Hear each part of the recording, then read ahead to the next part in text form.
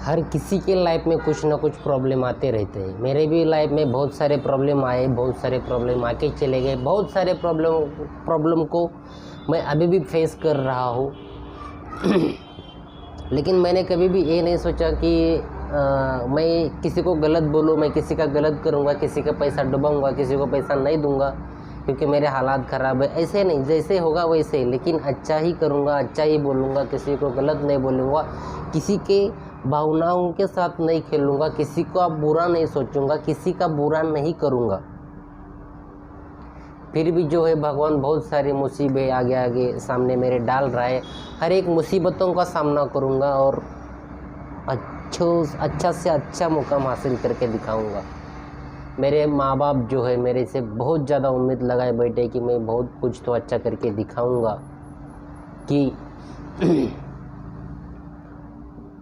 उन्हें भी proud feel हो कि मेरा बेटा ऐसा ऐसा कर रहा है, मेरा बेटा बहुत पैसा कमा रहा है, मेरा बेटा बहुत कुछ तो ज़िंदगी में हासिल करके दिखाया है मेरे बेटे ने।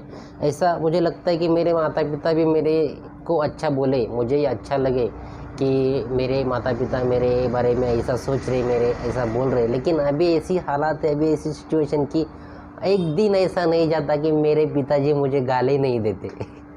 क्योंकि बहुत सारे ऐसे कांड करके बैठा हो कि किसी चीज़ में मुझे अभी तक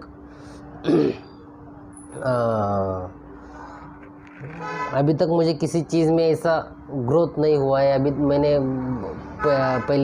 पहले रिपेयरिंग करने के लिए इधर पुणे में आया तो उधर मैं 2-3 हज़ार में काम करता था, खुद का गुजारा हो जाता था, बस इतना ही मामा के पास रहता था। और अभी भी वही ऐसे हालात है, खाली मैं खुद का गुजारा कर पा रहा हूँ। जो और कुछ घर का काम हो गया, माँ बाप के लिए हॉस्पिटल के लिए कुछ अलग सा खर्चा, या फिर बीच में से कोई बीमार होता है तो अचानक से 10-15 हज़ार रुपये की ज़रूरत पड़ती है। तो ऐसे जो ज़रूरतें हैं उसको मैं अभी तक भी संभाल नहीं पा रहा हूँ। अभी तक मेरे पास उतना पैसा नहीं आ रहा है। मैं रिपेयरिंग करके खुद का, बाद में भी वो सैमसंग कंपनी में 1-2 साल काम किया, पैसा इकट्ठा किया और दुकान चालू किया।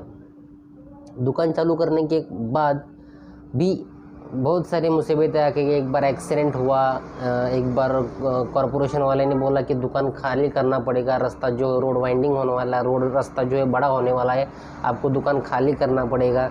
उसके बाद मैं एक बार दुकान के पीछे ही, इधर अभी जो वीडियो शूट कर रहा हूँ मैं दुकान में ही कर रहा हूँ, कि दुकान के पीछे वाली साइड में ये दीवार के पीछे एक बहुत बड़ा नाला है, उसमें बहुत बड़ा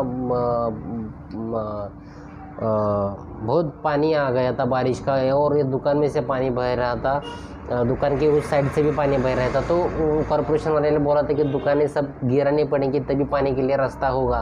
तभी भी दुकान के लिए बहुत सारी मुसीबतें खड़ी हुई थी। और उसके बाद में लॉकडाउन में मेरा एक्सीडेंट हो गया। लॉकडाउन गिरा वो अलग बात, लॉकडाउन का भाड़ा जो है मैंने घर बैठ के, लॉकडाउन में दुकान बंद थी फिर भी दुकान का भाड़ा देना पड़ा था मुझे।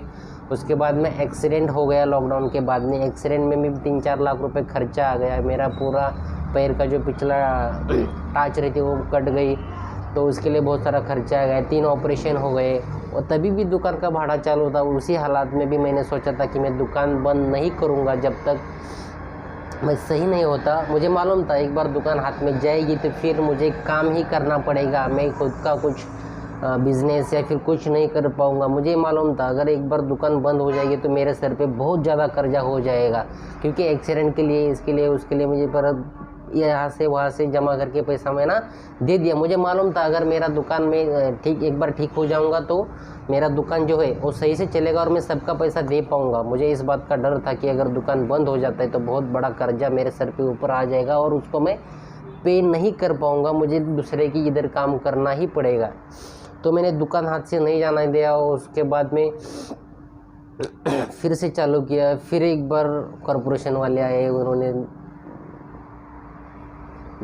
दुकान का शटर जो है जेसीबी से तोड़ डाला। फिर दुकान मैंने खाली कर दिया, एक जगह पर डाल दिया, लेकिन उधर कुछ भी प्रॉफिट नहीं हो रहा था। और जब भी नए जगह पे दुकान चालू कर दे तो कस्टमर के लिए एक कस्टमर बेस बनाना पड़ता है। बहुत दिन से रुकना, एक 5-6 महीने तो ऐसे ही रुकना पड़ता है, क्योंकि कस्टमर आएंगे, देखेंगे, और कस्टमर अनुभव लेंगे कि आप कैसी सर्विस देते हैं, कैसा काम करते हैं, उसके बाद ही कस्टमर बढ़ता है। अगर नया दुकान डाला है, बहुत भीड़ लगी है, ऐसा कभी भी नहीं होता। कस्टमर पहले देखता है कि यहाँ काम कैसे होता है, क्या हो रहा है, क्या क्या मिलता है, सर्विस कैसे है, कितने देर में आप फ़ोन रिपेयर करके देते हो, ये सब देख के कस्टमर बढ़ता है। तो मैंने नया दुकान डाला, इधर का बंद होने के बाद तभी भी नहीं चला, तो घर वालों ने इतनी ख़राब बातें की मेरे से कि अभी तक तूने ज़िंदगी में कुछ भी नहीं करके दिखाया है, जो भी किया है सब पैसा कमाने का किया है।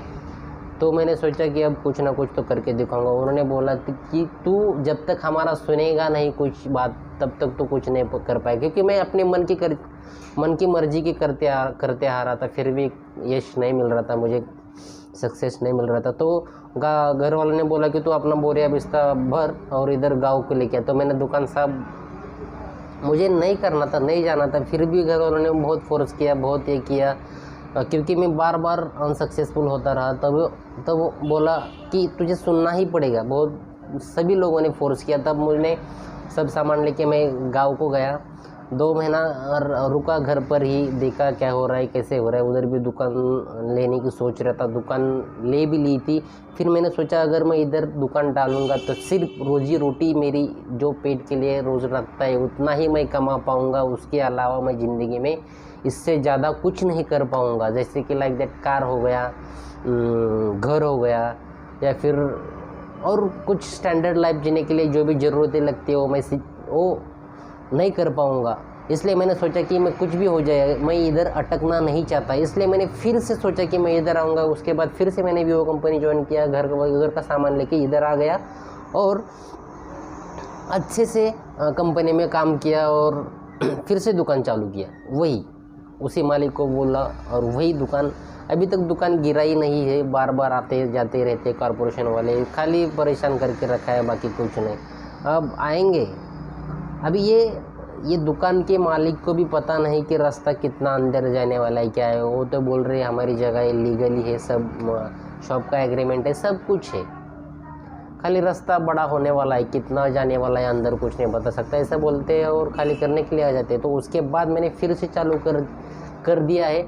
और उसके साथ साथ मैं ये भी काम करती हूँ, अभी जो देख रहे हो आप, यूट्यूब पर वीडियोस बनाता हूँ। मेरा 4 से लेकर 5 तक चैनल है यूट्यूब पर। एक चैनल के पर 25 सब्सक्राइबर्स है, 25,000 सब्सक्राइबर है, लेकिन चैनल अभी तक मोनेटाइज नहीं हुआ है, क्योंकि उधर जो है वॉच टाइम कम है। मैं आपका सपोर्ट चाहता हूँ, बस मुझे थोड़ा सा सपोर्ट कीजिए अपने भाई के लिए, एक बार देखिए। अगर मेरी वीडियो देख के आपको कुछ थोड़ा भी आपके हालातों जैसा समझते हो, मेरे भी हालात वैसे है, या फिर आपको लगता है मैं कुछ कर पाऊँगा, या फिर आपको लगता है कि मैं अच्छी वीडियो बनाकर आपको दिखा पाऊँगा, या फिर अच्छे नॉलेज मैं आपको दे पाऊँगा, तभी आप मेरे चैनल को सब्सक्राइब करना और मुझे थोड़ा सा सपोर्ट करना। वीडियो लास्ट तक देखने के लिए थैंक यू सो मच। मिलते हैं नेक्स्ट वीडियो में किसी और टॉपिक के साथ। Bye bye.